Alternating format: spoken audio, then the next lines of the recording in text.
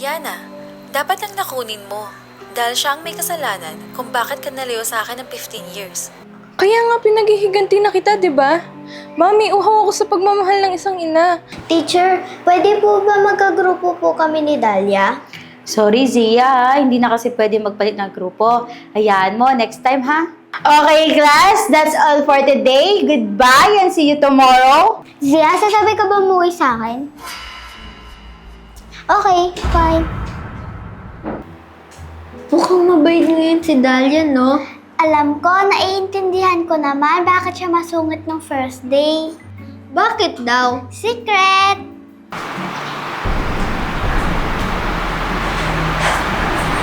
You're welcome. Ingat kayo sa pag-uwi, ha? Bye-bye!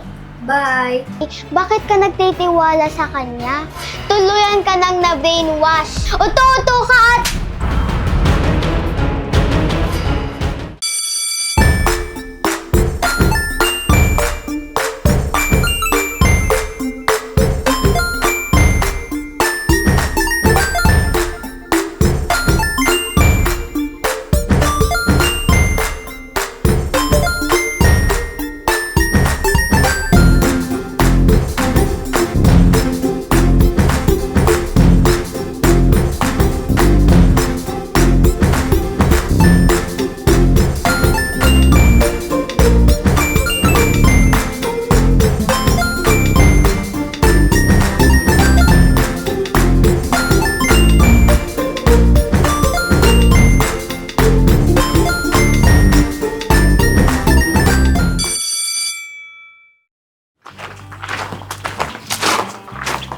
Is this your house? Oo, ayan yung bahay namin. Do you mean na dyan kayo nakatira? Oo, bakit? Bakit nakakaya nyo na tumira sa kubo? Masaya naman dito, simple lang ang buhay. Halika, pasok ka muna.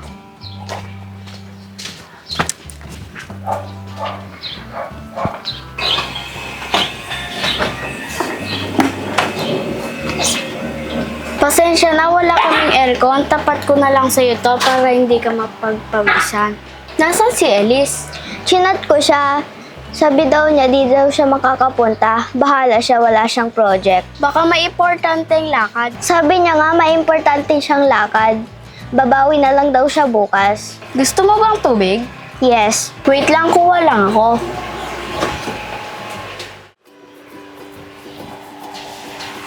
Inom ka muna. I don't want to drink water from your glass. Do you have a water bottle? Yung sealed pa? Wala kami nun pero wait lang, bibili lang ako sa tindahan. I-sure mo na malinis at mineral yan. Oo, ako bahala.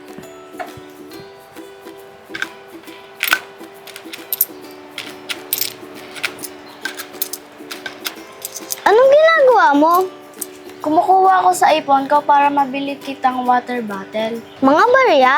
Oo, pag may natira ako sa bahan ko, iniipon ko. Sayang din kasi mahirap ang buhay ngayon, buti ka pa mayaman. Di tulad ko, kanin lang, minsan walang ulam. Pero okay lang basta hindi magkasakit nanay ko. Huwag mo na galawin pera mo. Magpapabili na lang ako kay Yaya. Ipapadala ko na lang dito. Ako na bahala, ikaw yung bisita ko dito eh. Bibili lang ako.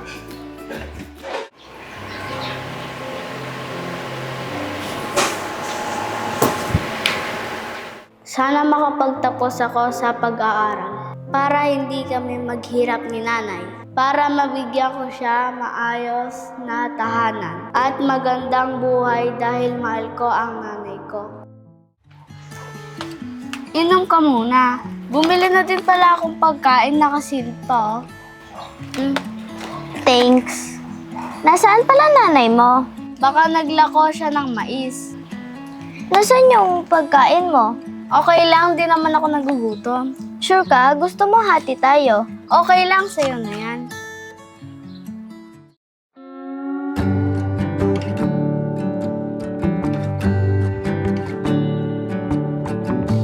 You feel like summer days to me, warm, tender, sunny rays.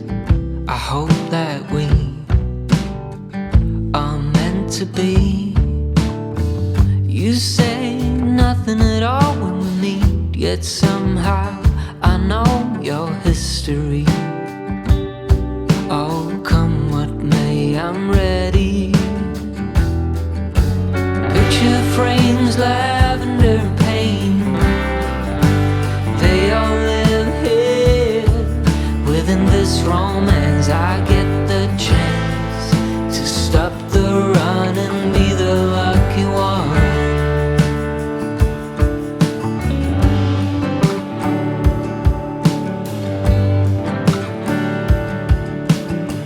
Odd thoughts and some dust. Ingat sa pag-uwi. May sasabihin ako. Sorry kung naging mean ako sa'yo ah.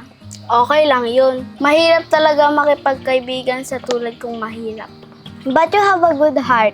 I hate your house, I hate your baon na sardinas, I hate poor friends, but I like your attitude. Sana ma-achieve mo lahat ng dreams mo. Teka, may gayong ba yung kinain mo?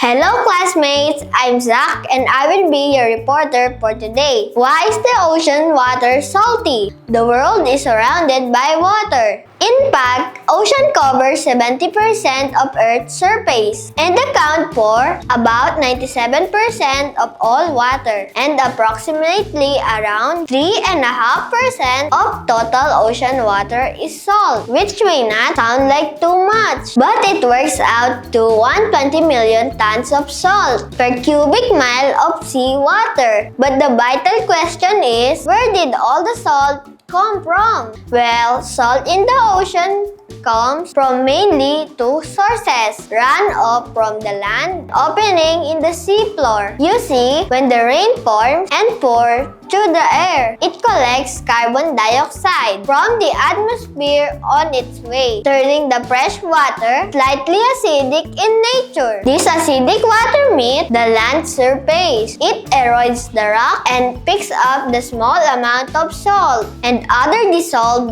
minerals already present in the rocks. In this point, the water is still basically fresh. There is some salt in it, but usually not enough to make it undrinkable. But when this mixed rainwater makes its way to the ocean, over there, some of the salt minerals, such as calcium, are extracted from the water by the organism through a biological process, but salt tends to remain, making the water undrinkable and salty. But not only that, another factor responsible for turning the oceanic water salty is hydrothermal fluids, which come from vents in the seafloor. You see, when the salted ocean water seeps into cracks in the seafloor, over there, it gets heated by magma from the Earth's core. This heat causes a chain of chemical reaction, and the water tends to lose oxygen, magnesium, and sulfates, and pick up metals such iron, zinc, and copper from the surrounding rock. The heated water is released through vents in the seafloor, carrying the additional metals with it, and as a result, the ocean water gets saltier. Thank you for listening. Bye, classmates!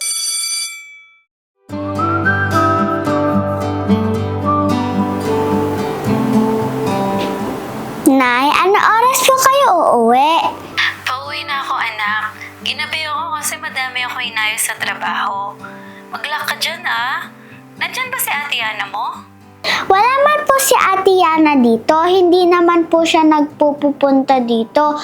Pero yung isang araw po, pumunta po siya. Pero hindi ka na niya po naabutan. Ganun ba? O sige, matulog ka na. Mag-lock ka sa bahay at sa room, ah. May susi naman ako. Huwag kang mag-alala, anak. Nakatutok naman ako sa CCTV para mabantayan kita. At saka po ikaw, Nay, magpahinga ka na niyan po ha. Kasi po, nabisi ka po sa trabaho. Kailangan, anak eh. Alam mo naman na may problema sa company natin ngayon. Sana, Nay, maayos na po ang lahat. Sana nga, Angel. Sige na, matulog ka na at maaga papasok mo bukas. Huwag kang mag-alala. Pagising mo, nasa tabi mo na ako. Okay po, Nay. Ingat po kayo. I love you po. Good night.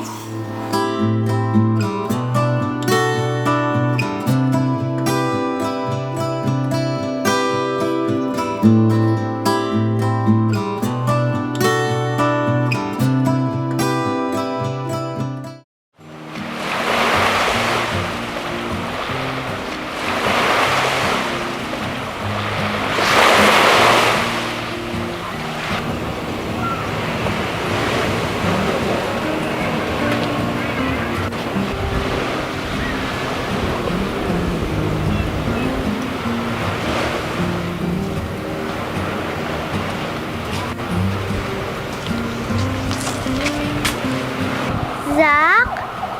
Elise? Aubrey? Sino yan? Ako to, Angel. Ate!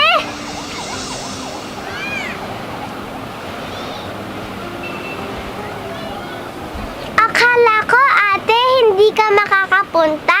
Pero masaya ako dahil nandito ka na. Masaya din ako dahil magkasama tayo. At saka, hindi naman akong pwede mawala sa mga outing na ganito, no? Ako muna ang mag-aalaga sa'yo hanggat wala pa si Mami. Thank you, ate! Ay, wait lang. Ang sabi pala ni Mami, tawagan ko siya kapag kasama na kita. Hello, Mami!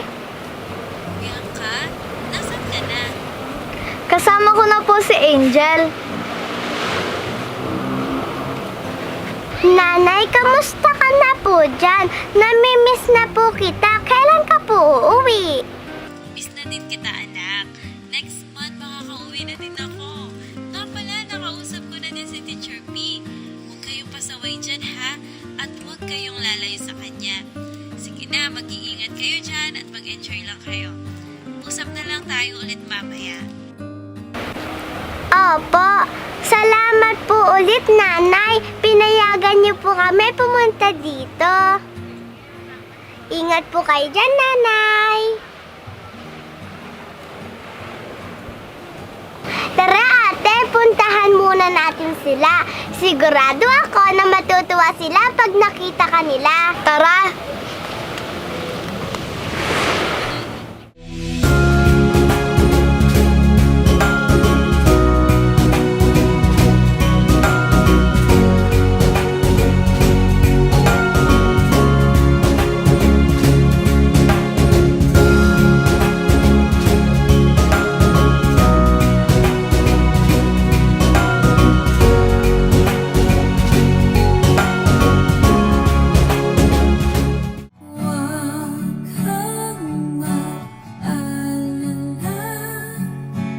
Di mo pipiliin